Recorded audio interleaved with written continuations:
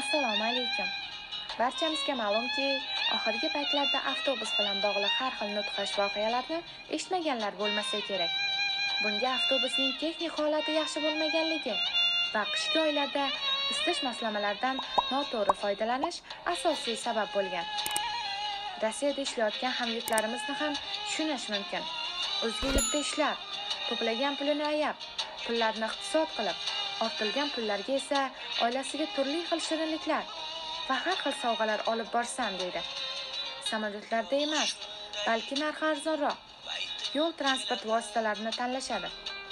Xohlaymizmi yo'qmi, hozirgi kunlarda ham Rossiyada ishlayotgan hamyurtlarimiz o'z moddiy holatlaridan kelib chiqib, yo'l transportlarini ma'qul ko'rishmoqda. O'z yurtlariga ketayotgan hamyurtlarimizga esa maslahatimiz: dastlab ishonarli haydovchilarni toping. Bunda sizga Aziya Standart kompaniyasi asqotadi.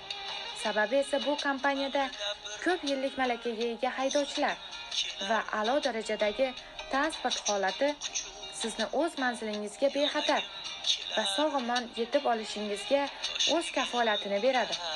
Va Qozog'istonga migratsion kartangizni yangilash uchun ham yengil mashinalar xizmati ham mavjud.